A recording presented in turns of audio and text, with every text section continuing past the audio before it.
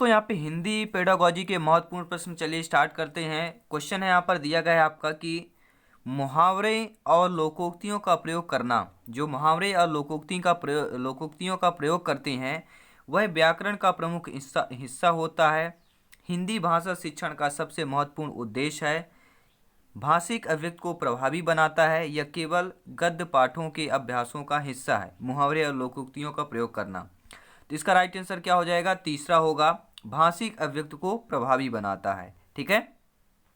अगला प्रश्न है, सभी अपडेट क्वेश्चन रहेंगे, नए पैटर्न पर आधारित सभी क्वेश्चन रहेंगे। क्वेश्चन है, एल एस वाई गोस्की के अनुसार कौन सा कथन है भाषा चिंतन को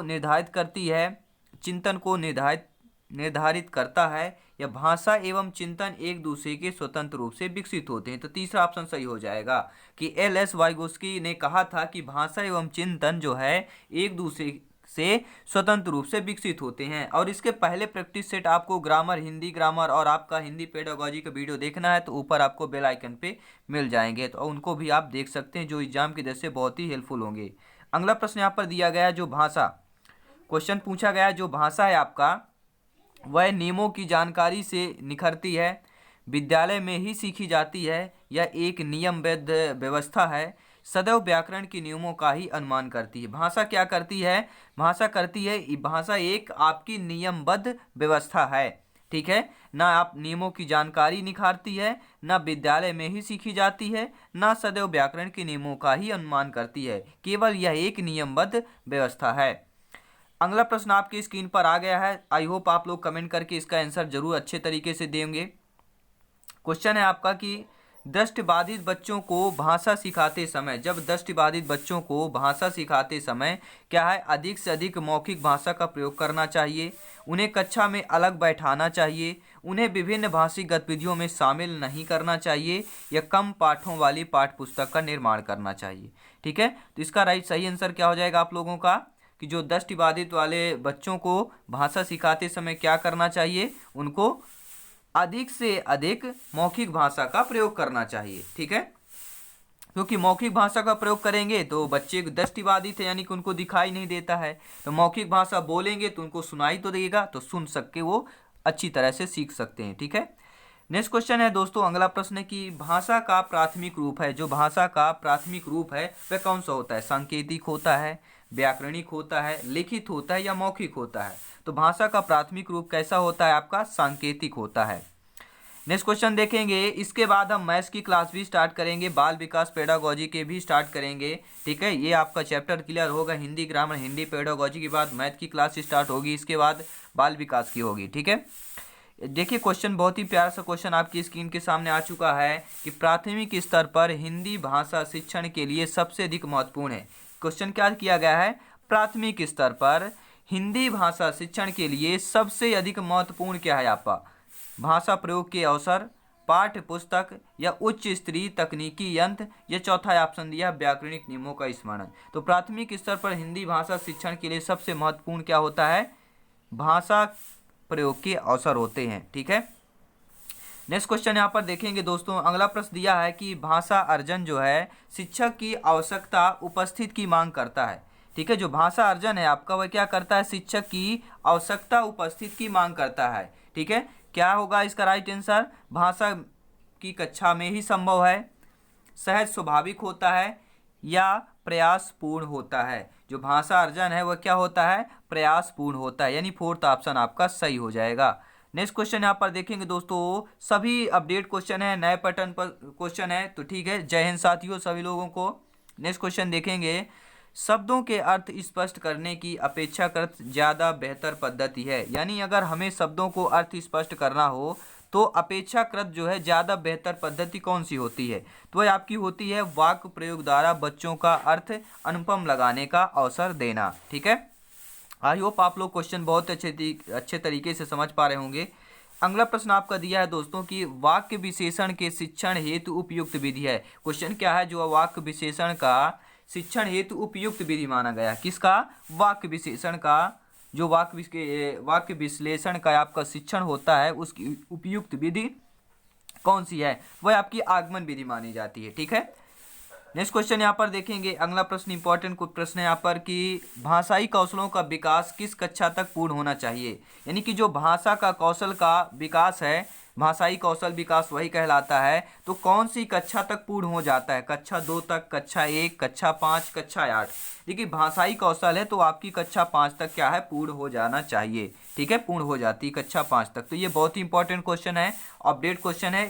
ठीक है, इसे नोट कर लीजिएगा आप लोग। और पीडीएफ फाइल पाने के लिए आपको लिंक डिस्क्रिप्शन में दे दिया गया, वीडियो में नीचे जाके ज्वाइन कर सकते हैं आप लोग। व्हाट्सएप ग्रुप और टेलीग्राम चैनल दोनों में आपको हम पीडीएफ फाइल भी मुफ्त में यानी कि फ्री ऑफ कॉस्ट आपको उपलब्ध करवाते हैं। क्वेश्चन है आपका, कौन सी विधि छोटे, कम बुद्धिमान और साधारण बालकों के लिए उपयोगी है? यानी ऐसी कौन सी विधि है जो छोटे, कम बुद्धिमान और साधारण बालकों के लिए उपयोगी होती है? तो वह खंड विधि मानी जाती है। क्योंकि अगर विधि क्या छोटे और कम बुद्धिमान है तो खंड विधि यानी कि छोटी छोटे तोड़कर खंडों में विभक्त करके उन्हें समझाया जा सकता है, बताया जा सकता है। इसलिए जो छोटे हों बच्चे, कम बुद्धिमान हो, साधारण बालकों के लिए खंड विधि ज़्यादा, यानी कि प्राथमिक शाला की बात की जाए, प्राथमिक विद्यालय के बच्चों की बात की जाए तो वहाँ पर खंड विधि ज़्यादा उपयोगी मानी जाती है। नेक्स्ट क्वेश्चन यहाँ पर दिया गया है आपका कि प्रश्नावली विधि का इसका नाम है, यानी प्रश्नावली विधि का नाम क्या है आपका? आगमन विधि, निगमन विधि, अभ्यास विधि, कागज पेंसिल विधि। देखिए जो प्रश्नावली विधि का नाम क्या है, कागज पेंसिल विधि। सभी ये वीवीआईपी क्वेश्चन है, अपडेट क्वेश्चन है, आप नोट कर लीजिएगा इस क्वेश्चन को। चलिए नेक्स्ट क्वेश्चन देख लेते हैं। अगला प्रश्न आपका दिया है दोस्तों कि प्राथमिक कक्षा के विद्यार्थियों को प्रदान करने हेतु किया है। यानी प्राथमिक कक्षा के जो विद्यार्थियों को प्रदान करने हेतु किया है, क्या किया है? खेलों को अत्यधिक प्रयोग किया है, या मिश्रण सामग्रियों का प्रयोग किया है, या श्यामपट्ट बोर्ड का अधिक प्रयोग किया है, या नवाचारों का प्रयोग किया है? देखिए प्राथमिक कक्षा के विद्यार्थियों को प्रदान करने क्या किया है? नवाचारों का प्रयोग किया है। फोर्थ ऑप्शन सही हो जाएगा आपका। ठीक है, नेक्स्ट क्वेश्चन यहाँ पर देखेंगे, बहुत ही अच्छा प्यारा सा क्वेश्चन दिया गया है कि मुस्कुराकर किसी शब्द को स्पष्ट करना किस विधि में आता है? क्वेश्चन क्या है? मुस्कुराकर किसी शब्द को स्पष्ट करना किस विधि में आता है? तो वह अर्थ विस्तार में आता है। ठीक है, मुस्कुराकर बातें करना। ठीक है, किस विधि में सबसे स्पष्ट जो करना है वह किस विधि होता है? वह अर्थ विस्तार होता है। वेरी वेरी इंपॉर्टेंट क्वेश्चन है, अपडेट क्वेश्चन है आपके लिए। ठीक है, तो चलिए नेक्स्ट क्वेश्चन देख लेते हैं। अगला प्रश्न आ चुका है कि रसानुभूति की रस से सर्वाधिक उपयुक्त कविता है। देखिए रसानुभूति की रस से यहाँ पर पूछा गया है। ठीक है, रस के अनुभूत के अनुसार, रस के अनुभूत के दृष्टि से सर्वाधिक उपयुक्त कविता। देखिए रसानुभूत कब होती है, यानी कोई कविता है उसका रसानुभूत हम कब कर लेंगे, अनुभव कब कर लेंगे? ठीक है, जब हमें उसका भाव प्रधान मालूम होना चाहिए। अगर कविता भाव प्रधान है तो हम रसानुभूत की दृष्टि से उसे सर्वाधिक उपयुक्त मानते हैं। ठीक है, तो राइट आंसर क्या हो जाएगा आपका? भाव प्रधान हो जाएगा। नेक्स्ट क्वेश्चन यहाँ पर देखेंगे कि साहित्यकार की कसौटी मानी जाती है। जो साहित्यकार की कसौटी है मानी जाती है आपकी, व्याकरण को मानी जाती है, गद्य रचना को, पद रचना को, या लेखन कला को। तो साहित्यकार की जो कसौटी मानी जाती है आपकी, वह किसकी? गद्य रचना की मानी जाती है। नेक्स्ट क्वेश्चन देखेंगे। अगला प्रश्न इंपॉर्टेंट क्वेश्चन है आपके लिए। अगर आपने अभी तक भी हमारे चैनल को सब्सक्राइब नहीं किया हो, लाइक नहीं किया हो, तो जरूर कर लीजिएगा, सभी फ्रेंड्स में शेयर कर दीजिएगा। ठीक है, आई होप आप लोग बहुत ही अच्छे तरीके से क्वेश्चन समझ पा रहे हैं, देख भी रहे होंगे। तो नेक्स्ट क्वेश्चन यहाँ पर देखेंगे। अगला प्रश्न बहुत ही अच्छा प्यारा सा क्वेश्चन यहाँ पे दिया गया है कि हिंदी शिक्षक में कौन सा गुण आवश्यक है? अगर आप हिंदी के टीचर बनना चाहते हैं, हिंदी के शिक्षक बनना चाहते हैं, तो उसमें आपके कौन से गुण आवश्यक होने चाहिए? अभिव्यक्ति का गुण होना चाहिए, सहानुभूति का गुण होना चाहिए, सहृदय का गुण होना चाहिए। तो आपके ये तीनों गुण होना चाहिए अगर आपको हिंदी के टीचर बनना है। तो उपर्युक्त सभी द राइट आंसर हो जाएगा।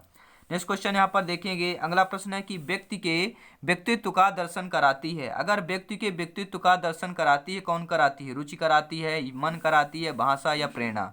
तो व्यक्ति के व्यक्तित्व का दर्शन कौन कराता है भैया? भाषा कराती है। अगर किसी व्यक्ति का व्यक्तित्व का, उसका व्यक्तित्व क्या है, वह उसकी भाषा ही कराती है। ठीक है, अगला प्रश्न यहाँ पर देखेंगे। बहुत ही अच्छा प्यारा सा क्वेश्चन है, अपडेट क्वेश्चन है, नया क्वेश्चन है, इसे नोट कर लीजिएगा कि रिपोर्ताज नामक विद्या किस विद्या का अंग है? क्या दिया गया है? रिपोर्ताज नामक जो विद्या है वह किस विद्या का अंग माना गया है? यानी किसी विद्या का अंग आपका रिपोर्ताज है।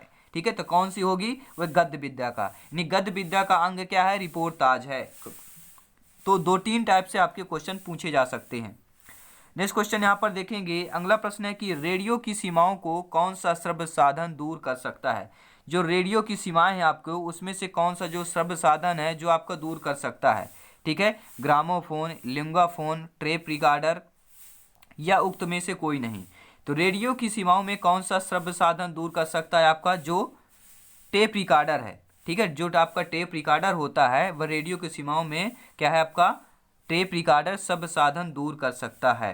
नेक्स्ट क्वेश्चन यहाँ पर देखेंगे, अगला प्रश्न दिया है आपका, बहुत ही इंपॉर्टेंट प्रश्न है कि अहिंदी प्रदेश में हिंदी शिक्षण का किया जाता है। अहिंदी प्रदेश में यानी कि जहाँ हिंदी नहीं बोली जाती वहाँ पर हिंदी का शिक्षण किया जाता है। राष्ट्रभाषा के रूप में, प्रथम भाषा के रूप में, द्वितीय भाषा के रूप में, उपर्युक्त सभी में। देखिए वेरी वेरी इंपॉर्टेंट क्वेश्चन है, नोट कर लीजिएगा, अपडेट क्वेश्चन है और ये सिलेक्शन वाला क्वेश्चन है क्योंकि क्वेश्चन यहीं पर फंसता है, इसी टाइप के क्वेश्चन पर। तो अहिंदी प्रदेश में जहाँ हिंदी नहीं बोली जाती हिंदी का शिक्षण किया जाता है, द्वितीय भाषा के रूप में किया जाता है। प्रथम भाषा क्या होती है, होम भाषा होती है, होम लैंग्वेज होता है, क्षेत्रीय भाषा होती है, ठीक है, और दूसरा हिंदी का शिक्षण किया जाता है वो क्या है, द्वितीय भाषा के रूप में किया जाएगा अगर अहिंदी वाला प्रदेश है, ठीक है।